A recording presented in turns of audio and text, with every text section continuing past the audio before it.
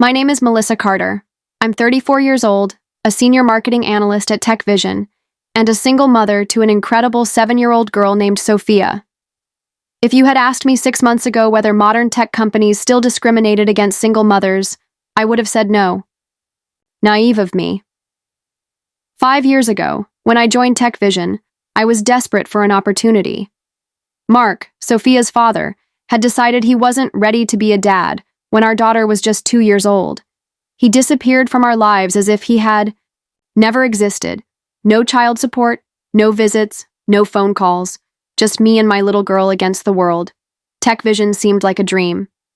A rising tech company in Seattle with progressive policies, flexible hours, and a CEO who passionately spoke about diversity at every corporate event. Thomas Reynolds, 52 years old, the face of innovation with social awareness. At least, that's what I thought. For 5 years, I gave everything to this company. I stayed late whenever Sophia slept over at my mother's house. I worked on weekends while she was at ballet class. I sacrificed hours of sleep, personal relationships, and even my health at times. And the results spoke for themselves. My last digital marketing campaign increased the company's revenue by 30% last quarter. Not bad for someone who often had to juggle spreadsheets and school phone calls at the same time. "Mommy, why do you always work so much?" Sophia asked me one night, while I reviewed a presentation after putting her to bed. "Because one day I want to be a director," I replied, stroking her hair. "And when that happens, we'll have more time together, I promise." She smiled and fell asleep.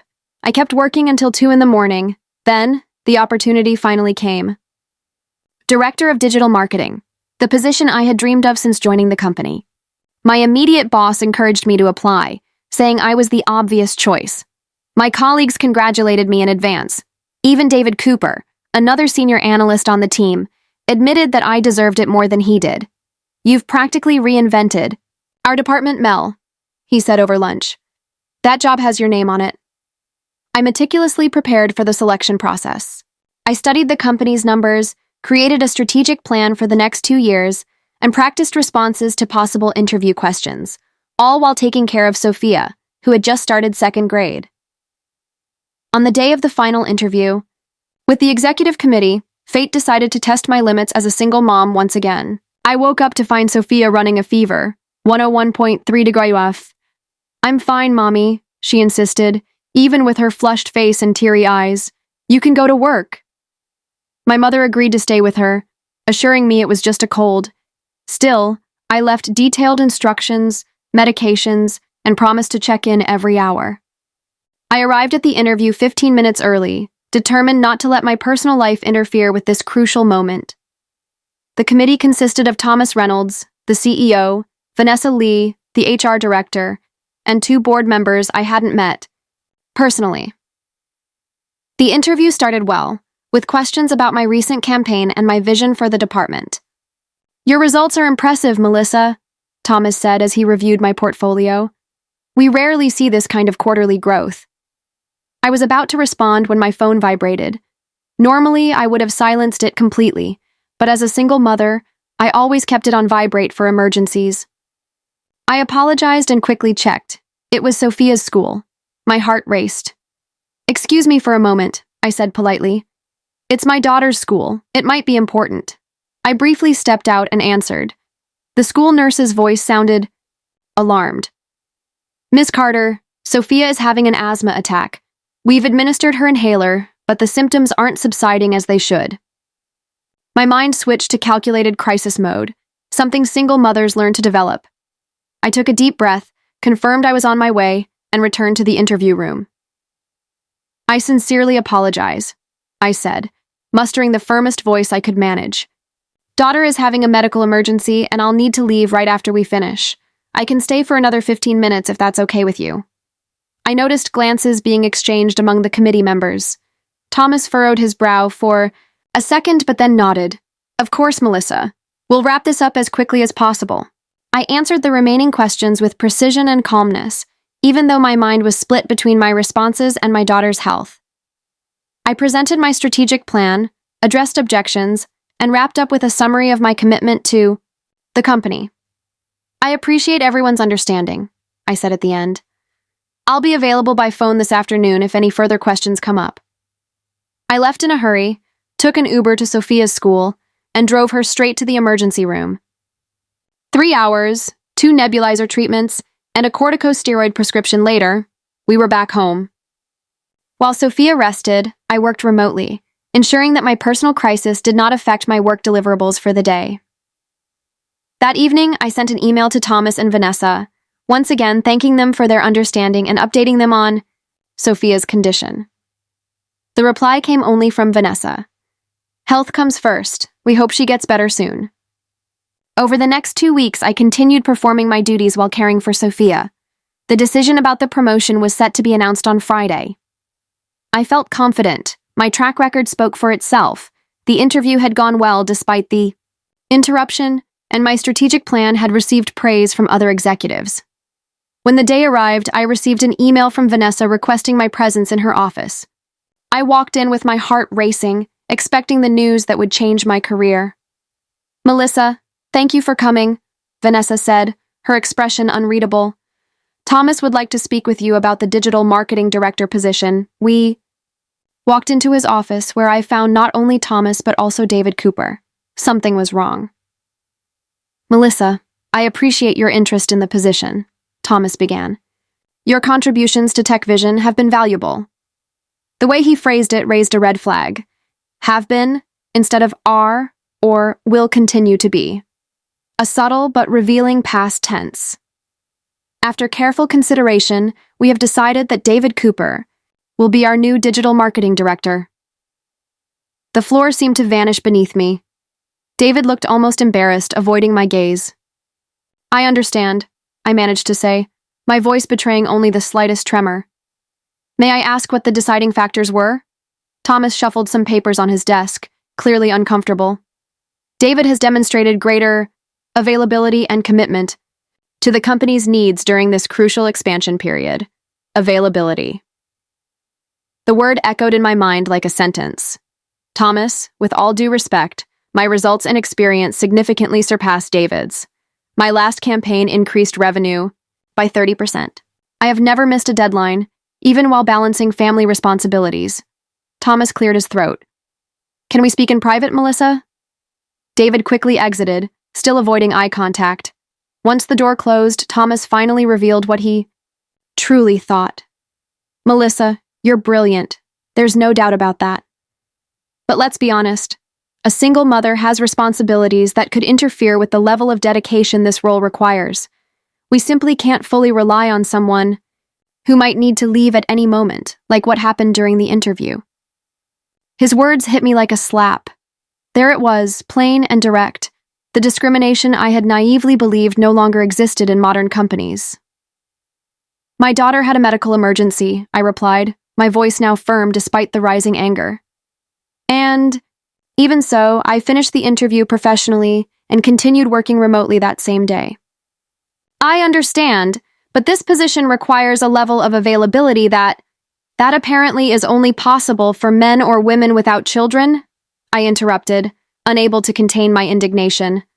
Thomas sighed, as if dealing with a stubborn child. This isn't about gender, Melissa. It's a practical matter. David can travel at any time, work nights and weekends without prior notice, and be physically present at all strategic meetings. I've been doing all of that for the past 5 years, I argued. My results prove my commitment. And we value that. That's why you remain a vital senior analyst on the team. The message was clear. I could be good enough to do the heavy lifting, but never to lead. Not as long as I was a single mother. I walked out of the office devastated, but determined not to show it. I smiled at my colleagues, congratulated David when we crossed paths in the hallway, and finished my workday as if nothing had happened. Only when I got home, after putting Sophia to bed, did I allow the tears to fall. That night, I researched lawyers specializing in workplace discrimination. I read similar cases. The chances of winning were slim without concrete evidence, and even with a victory, my career could be permanently stained. Who would hire a troublemaker who sued her? Former employer? I decided to swallow my pride and move on. For Sophia. For our financial stability. for now. In the following weeks, I noticed subtle changes. I was removed from strategic projects. My name no longer appeared in important emails. Meetings happened, without me. I was being gradually erased, pushed to the margins of the company I had helped grow. A month after David's promotion, I stayed late at the office. Sophia was at my mother's house for a grandmother-granddaughter weekend, and I took advantage of the extra time to get ahead on some projects. The office was nearly empty on that Friday night. That's when it happened. A notification sound from my computer signaled the arrival of a new email. Normally, I would have ignored it at that hour, but the subject caught my attention. RE Transition Strategy, Marketing Department. The strange thing was that I had never received the original email about any transition strategy. I opened the message and immediately realized I wasn't supposed to have access to this conversation. It was an email from Thomas to the executive committee and some directors, including Vanessa from HR. Somehow, I had been included by mistake. I started reading, and with every word, my stomach sank further. As discussed in yesterday's meeting, we need to implement the transition plan for the marketing department carefully. David is handling the responsibilities well, but we should gradually reduce Melissa Carter's role to avoid any impression of retaliation. I kept reading, my heart racing.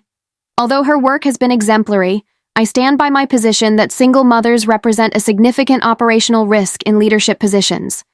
The situation during her interview only confirmed this. We cannot have directors who need to run off for family emergencies. I suggest reallocating her to less critical projects over the coming months, reducing her visibility until we can transfer her or find a more permanent solution. Further down in the email thread, I saw earlier responses.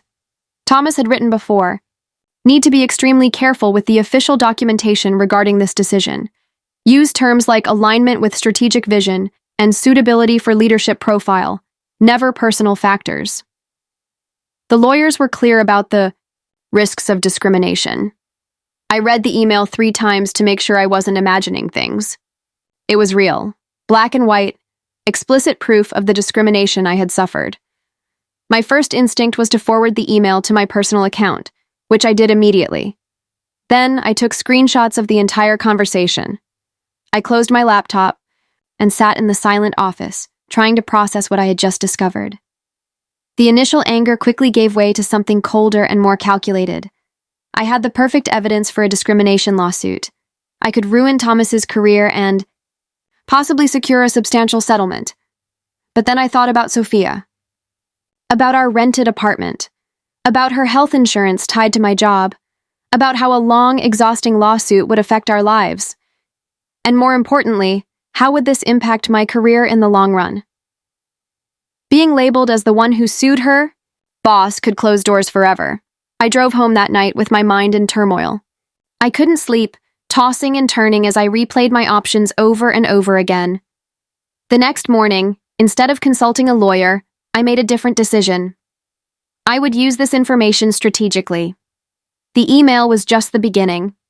I needed more. In the following weeks, I kept a detailed record of everything. I compiled data comparing my performance to David's, completed projects, achieved goals, client evaluations. I meticulously documented every time I worked overtime, every sacrificed weekend. I created a spreadsheet listing every family emergency I managed without affecting company results. At the same time, I closely observed the changes in the department's structure. David was clearly overwhelmed, taking on responsibilities he wasn't prepared for. Projects were delayed, clients complained. The fall campaign, the first under his direction, didn't even reach half the engagement of my last initiative. 3 weeks after discovering the email, I noticed something curious. Vanessa, the HR director, started watching me from a distance. Not in a hostile way, but contemplatively. The few times we crossed paths, she seemed like she wanted to say something, but always pulled back at the last moment. Then, on a rainy Wednesday, she approached me in the break room while I was making tea. "Melissa, do you have a few minutes? I'd like to talk in private."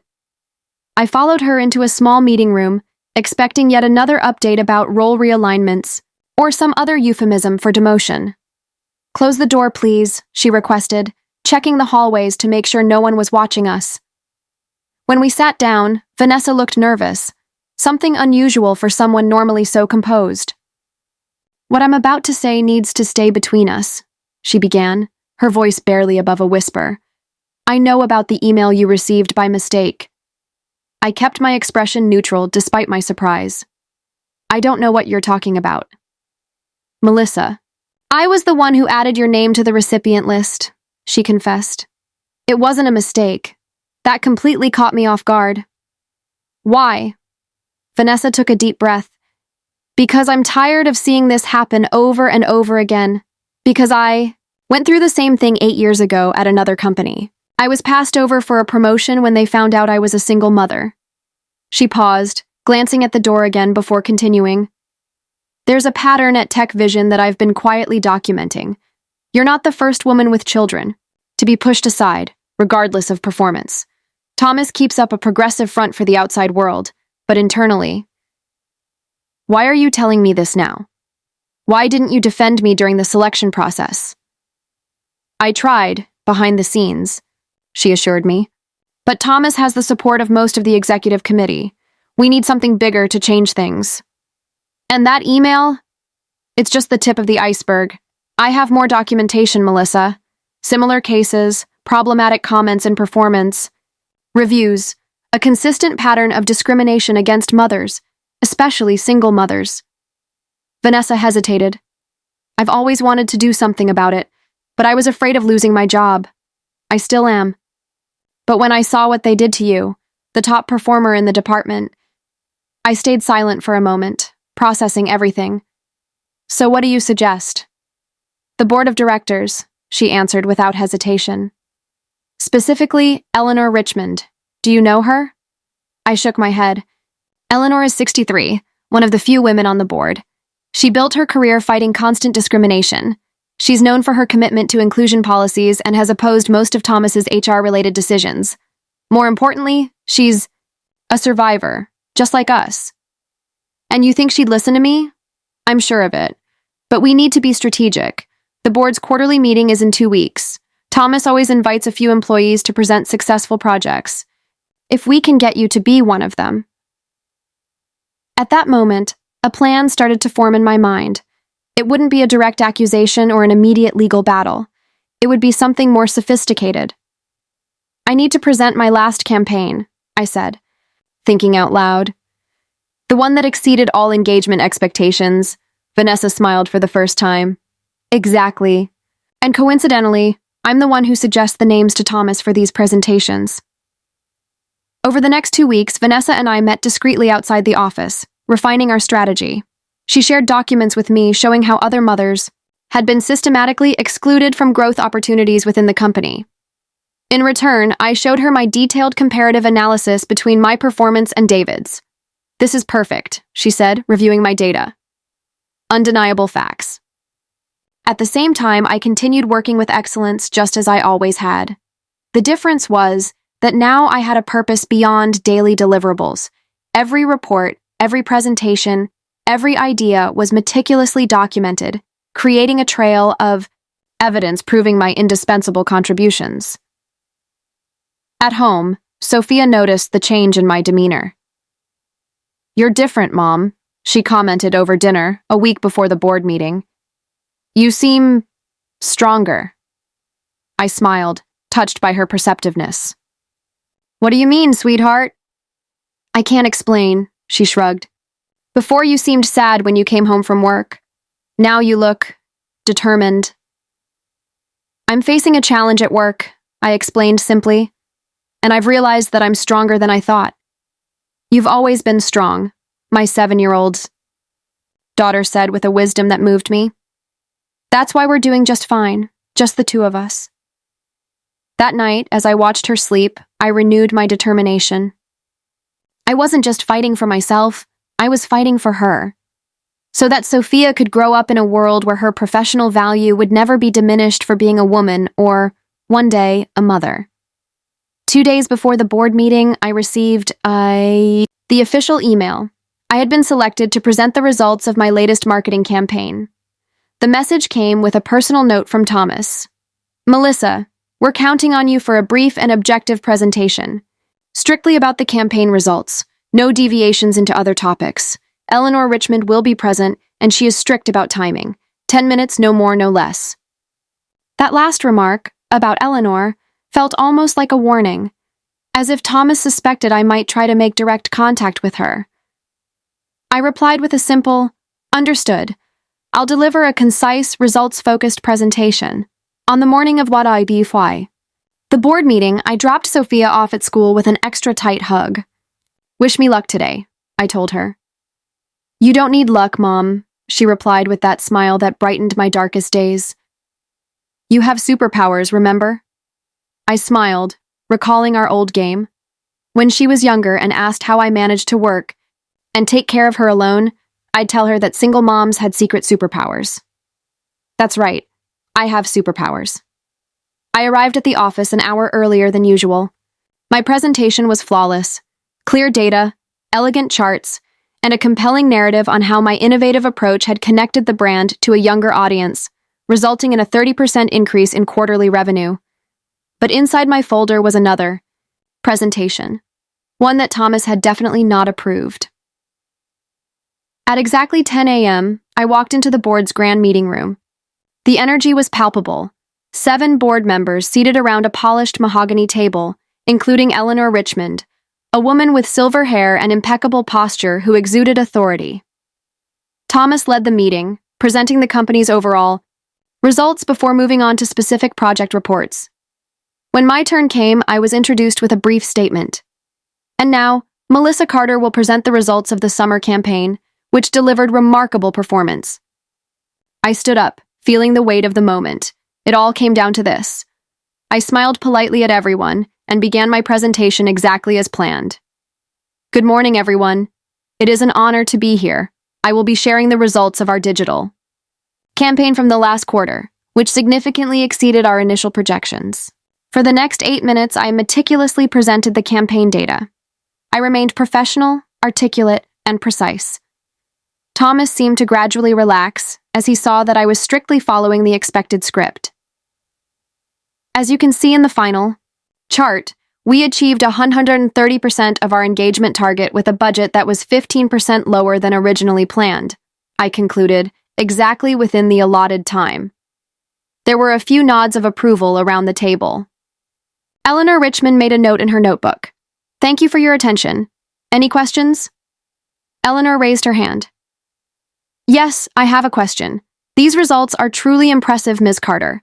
Why are you still just a senior analyst, with numbers? Like these, I would expect to see you in a director-level position." Thomas quickly intervened. "Actually, we recently promoted David Cooper to the position of Director of Digital Marketing. Melissa was among the candidates, but David demonstrated leadership qualities that—" "I'd like to respond, if I may," I interrupted politely but firmly. A murmur spread through the room. No one interrupted Thomas Reynolds. He hesitated, clearly uncomfortable, but under the council's watchful gaze, he nodded. "Please, but keep it brief. We have a tight agenda." I took a deep breath and took the first step toward changing my story. In response to Ms. Richmond's question about why I was not promoted despite my proven results, I would like to complement my presentation with some additional data that I consider relevant to this discussion. I quickly switched to the slides I had secretly prepared. The first one displayed a comparative graph of my performance versus David's over the past 2 years. The difference was striking. In the last 24 months, I have led projects that generated 43% more revenue than comparable projects led by other analysts, including David Cooper, who was recently promoted to the position I also applied for. Thomas shifted in his chair, his face beginning to show signs of alarm. I continued before he could interrupt me. I would also like to share another relevant piece of data. I switched to the next slide, which displayed a detailed calendar. This is a record of the overtime hours I have dedicated to the company over the past 6 months, including nights and weekends, totaling 187 unpaid overtime hours. The council members were now fully attentive. Eleanor Richmond had put down her notebook and was watching me intently. "And here," I continued, switching to the next slide, "is a record of the family emergencies I managed during this same period, totaling only 14 hours of absence, all duly compensated with remote work. Thomas stood up. Melissa, this is not part of the agreed-upon presentation. I ask that— Let her finish, Thomas, Eleanor intervened, her voice calm yet undeniable. I'm quite interested in this data. Thomas sat back down, visibly uncomfortable. Eleanor gestured for me to continue. This was the moment I had meticulously prepared for. Ladies and gentlemen of the board, I firmly believe in TechVision's potential and take great pride in the work we do.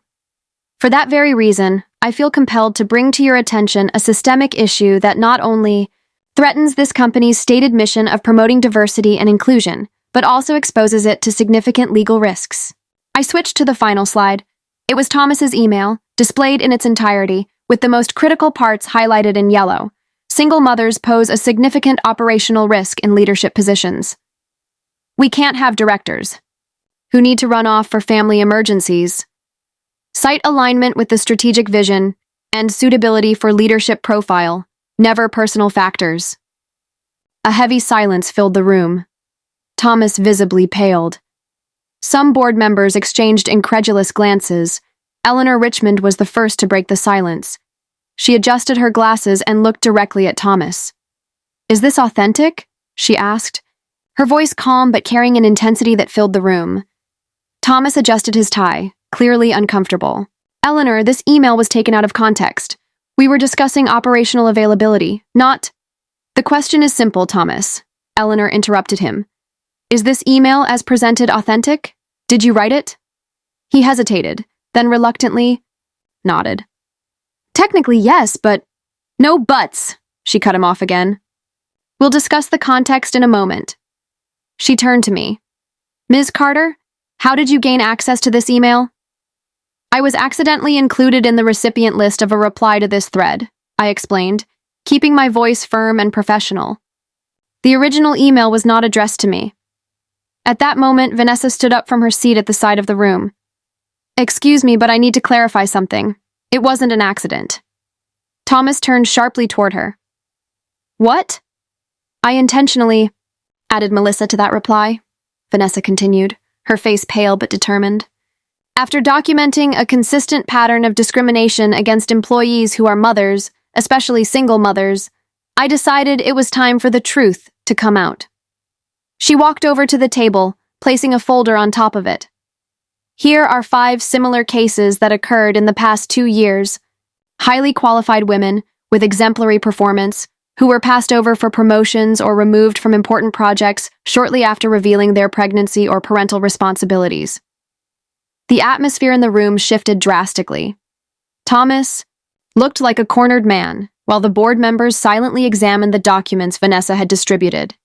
Eleanor flipped through the documents for a few moments, then looked up. Thomas, I am deeply concerned about what I see here. This directly contradicts not only our diversity and inclusion policies, but potentially violates federal labor laws as well. Another board member, a man who had not spoken until then, added, These emails expose the company to serious legal risks. And the documented pattern here is disturbing, to say the least. Thomas tried to regain control of the situation. The board is making rash judgments based on fragments of information. We need to consider the company's overall performance. Under my leadership, profits have consistently increased each quarter. At the expense of talents like Miss Carter? Eleanor countered. Promoting less qualified people due to personal biases? That's not leadership, Thomas. That's discrimination, plain and simple. A heavy silence fell over the room. Then, unexpectedly, the door opened. David Cooper entered, looking nervous, but determined. Sorry for the interruption, he said. Vanessa informed me about this meeting. I feel I need to say something. Thomas stared at him with a look of betrayal. David, this is not a discussion that concerns you. Please leave. Actually, it directly concerns me, David insisted. I am the director who was promoted instead of Melissa. Eleanor gestured for him to continue. When I got the promotion, I knew I wasn't the most qualified candidate. Melissa developed strategies. That revolutionized our department, while I merely followed her guidelines. In the past few weeks as director, I've struggled to achieve even half of the results she delivered routinely. He looked directly at me for the first time since his promotion. There was genuine regret in his eyes. I should have spoken up earlier. I should have turned down the position, but I stayed silent out of fear and ambition. I never realized the extent of the discrimination until Vanessa showed me the emails this morning. Eleanor nodded gravely, and then turned to Thomas. I believe we have enough evidence for an executive discussion. She turned to me, Vanessa, and David. I appreciate your courage. Please wait outside while the board deliberates. The three of us stepped into the hallway. An uncomfortable silence hung between us until David finally spoke. Melissa, I know an apology isn't enough, but I want you to know that I deeply regret my role in all of this. You didn't know everything, I replied, surprising myself with the lack of anger I felt. But your honesty now makes a difference. Vanessa seemed strangely calm for someone who might have just sabotaged her own career. Whatever the outcome, I have no regrets. Some things are more important than a position or a paycheck. We waited for almost 2 hours. Employees passed by, curious about our prolonged presence outside the boardroom. Finally, the door opened, and Eleanor called us back in. As we entered, I immediately noticed that Thomas was no longer present. The board members maintained serious expressions, but Eleanor had a slight smile on her lips. Please have a seat, she gestured. The board has made some decisions that we would like to share with you immediately. I sat down, my heart pounding as Eleanor continued. First, Thomas Reynolds has been placed on immediate administrative leave, while we conduct a full investigation into the discriminatory practices reported today. Eleanor Nelson, our COO, will assume interim leadership. She paused, consulting her notes.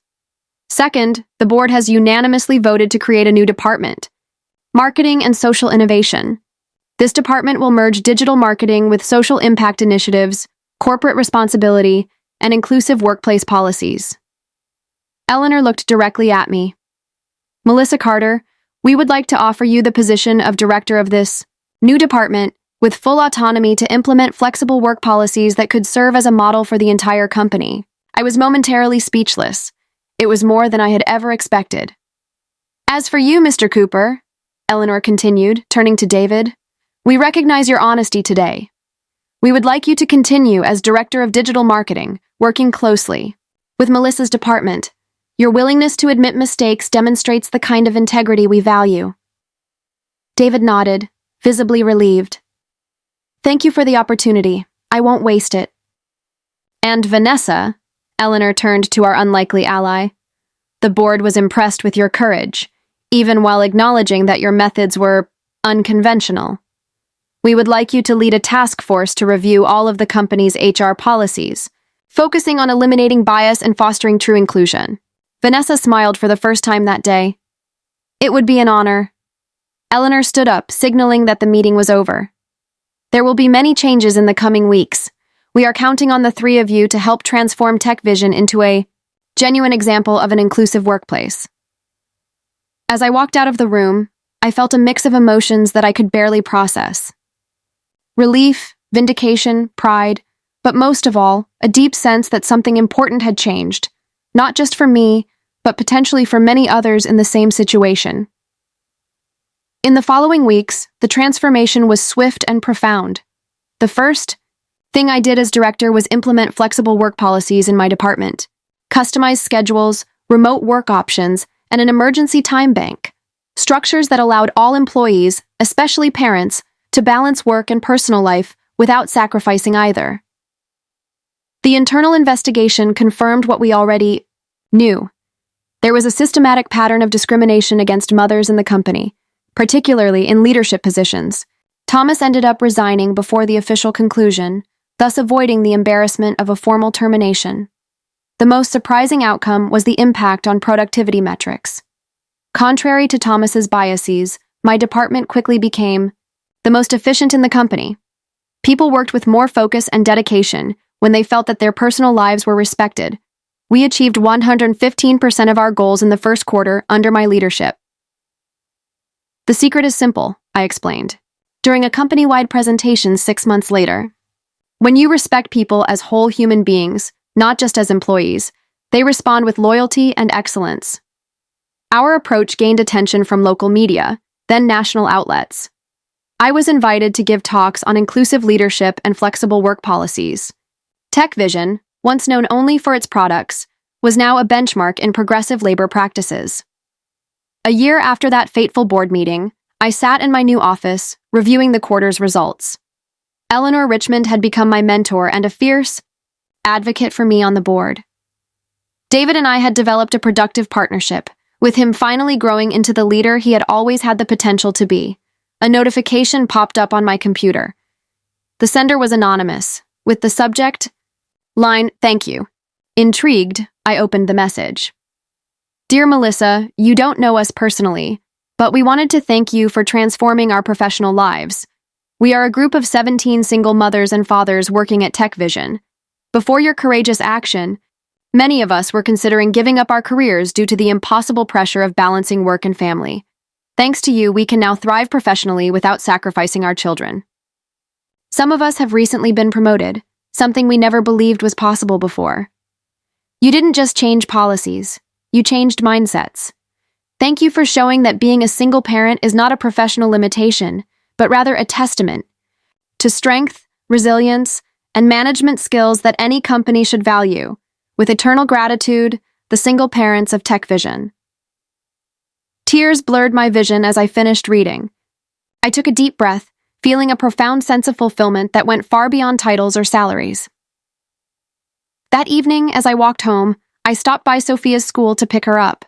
Now that I had a flexible schedule, I rarely needed to leave her at daycare after school.